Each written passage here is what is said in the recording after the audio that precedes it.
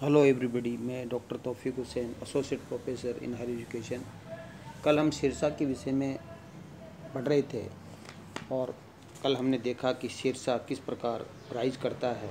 एक जमींदार का बेटा उस समय मध्यकाल में राजा बनने का सपना देखता है और वो सपना उसका साकार भी होता है। किस प्रकार वह एक सहसाराम का प्रबंधक से प्रगति करते हुए किस तरह से प्रगति करता हुआ वह बाबर की सेवा में आता है और किस प्रकार दक्षिणी बिहार पर जो बाहर का लोहानी है उसकी विधवा से दुदू से शादी करके और चुनार के जो लाड मलिका है ताज खां की विधवा उससे शादी करके किस प्रकार वो बिहार पर का एक स्वतंत्र शासक बन जाता है और किस प्रकार सूरजगढ़ के युद्ध के अंदर वो बंगाल पर अधिकार करने में 1534 में बंगाल पर अधिकार करने में सफल हो जाता है और किस प्रकार वह हुमायूं को जो चौसा और कालिंजर का जो जो जो युद्ध था उसके द्वारा पराजित कर करके हुमायूं को अपना साम्राज्य छोड़ने के लिए बाध्य करता है। किस प्रकार हुमायूं है वो ईरान के शासक शातमश के यहाँ शरण लेता है। तो किस प्रकार राइज करते हुए वो एक प्रकार से शासक बन जाता है, जमींदार से शासक बन जाता है और एक द्वितीय अफगान राज्य की स्थापना करता है। 10 जून 1540 को वह विधिवत रूप से अपना राज्याभिषेक है वो करवाता है और अपनी उत्तरी पश्चिमी सीमा को सुरक्षित करने के लिए रोहतासगढ़ के दुर्ग का निर्माण भी करवाता है और शासक बनने के पश्चात जो शासक बनने के पश्चात शेरशाह वो किस प्रकार बंगाल पर विजय करने का प्रयास करता है और वहाँ बंगाल और रायसीन पर भी अधिकार करता है। रायसीन का शासक जो पूर्णमल है उसके साथ विश्वासघात करता है। कुरान की शपथ लेने के पश्चात भी वो रायसीन के परिवार को मारा देता है और किस प्रकार वो मालवा और राजस्थान के जो मारवाड़ है ग्रीष्ममेल के युद्ध के अंदर है वो जो मालदेव है उसको पराजित करता है। उसके दो सेनापति जेता और खुंपा है वो किस तरह से बहादुरी से लड़ते हैं और किस प्रकार जो कालिंजर के अभियान में अंत में गुजरात पर विजय करने के प्रयास में वो कालिंजर अभियान के दौरान है वो घायल हो जाता है और 22 मई 1545 को है वो शेरशाह की मृत्यु हो जाती है। तो कहने का तात्पर्य कि किस प्रकार एक जमींदार से किस प्रकार वो शासक बनता है।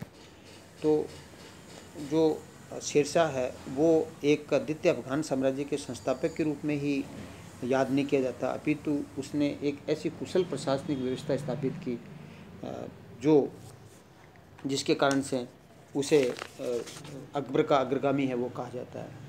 तो जो शेरशाह है उसकी जो प्रशासनिक व्यवस्था है उसका विवेचन हमें तारीख़ फिरोज़शाही जो अब्बास का सारवानी ने अकबर के समय में लिखी उससे उसकी जानकारी मिलती है और अबुल फजल के द्वारा लिखी गई आईने अकबरी से शेरशाह की प्रशासनिक व्यवस्था के विषय में जानकारी मिलती है। शेरशाह ने यद्यपि कोई एक नई व्यवस्था का प्रवर्तक नहीं था, नई व्यवस्था इंट्रोड्यूस नहीं की, कोई नवाचार नहीं किया, लेकिन उसने जो पहले की जो दिल्ली सल्तनत की जो व्यवस्था थी जो बाबर और हुमायूं के समय है वो एक प्रकार से वो व्यवस्था उस समय गायब हो गई थी क्योंकि हुमायूं है दर दर भटकता रहा, बाबर को भी समय नहीं मिला। बाबर और हुमायूं है वो एक साम्राज्य का निर्माण तो किया लेकिन वो अपने साम्राज्य को कंसोलिडेट नहीं कर पाए, जबकि शेरशाह है वो अपने साम्राज्य को कंसोलिडेट करने के अंदर सफल रहा और उसने अपने शासन व्यवस्था का पुनर्गठन है वो जनता के हितों को ध्यान में रखा और पूर्व शासकों की जो प्रशासनिक व्यवस्था है उसको जिसने अच्छा समझा, जिस व्यवस्था को अच्छा समझा उसको अपने साम्राज्य में लागू किया और शासन व्यवस्था को उसने जनहितैषी बनाया। उसकी शासन व्यवस्था के बारे में जब हम देखते हैं कि हम कह सकते हैं कि उसकी जो केंद्रीय शासन व्यवस्था है उस केंद्रीय शासन व्यवस्था में वही 6 मंत्री थे जो कि दिल्ली सल्तनत के अंदर थे। तो दिल्ली सल्तनत की शासन व्यवस्था को ही उसने लागू किया, केंद्र के अंदर है। जैसे केंद्र के अंदर वजीर होता था जिसको प्रधानमंत्री कहा जाता था और वो ये फाइनेंस विभाग का है वो अध्यक्ष होता था। दीवान आरिज था, सैन्य विभाग होता था जिसका अध्यक्ष आरिज मुमालिक कहलाता था।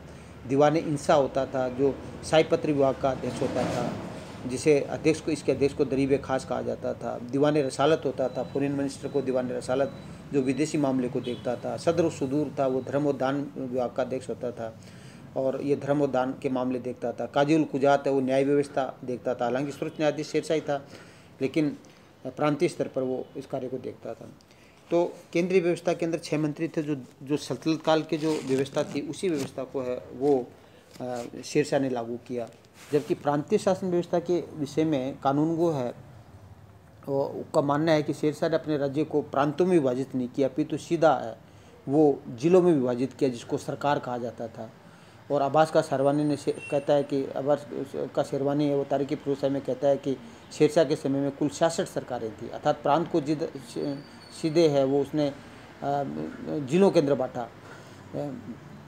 और प्रत्येक जो सरकार है उसको प्रशासन चलाने के लिए उसने 2 अधिकारी नियुक्त किए, जिसको सिकदार एक सिकदारान और मुंसिफ मुंसिपान कहा जाता था।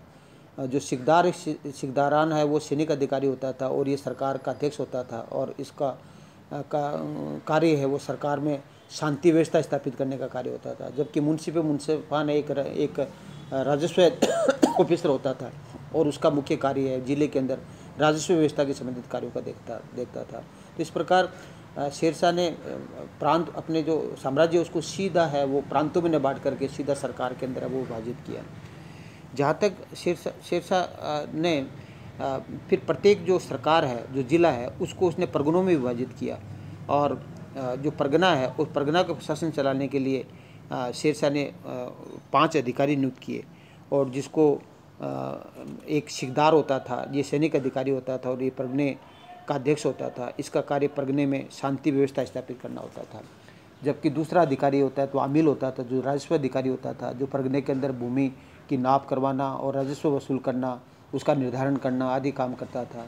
खजांची और फौजदार होते थे, जो खजाने के अध्यक्ष होते थे उसको खजांची कहा जाता था। और 2 कारकुन, 2 कलरक होते थे, जो प्रत्येक परगने में 2 कलरक होते थे, एक हिंदी के अंदर और दूसरा फारसी के अंदर है। वो पूरा लेखा जोखा है वो रखता था, लैंड रेवेन्यू से संबंधित लेखा जोखा रखता था। तो मध्यकाल में परगने का जो उल्लेख सर्वप्रथम शेरशाह के समय में मिलता है। तो परगना है जो मुगल काल के अंदर महत्वपूर्ण एक प्रशासनिक इकाई थी, उसका उल्लेख है वो इसमें मिलता है।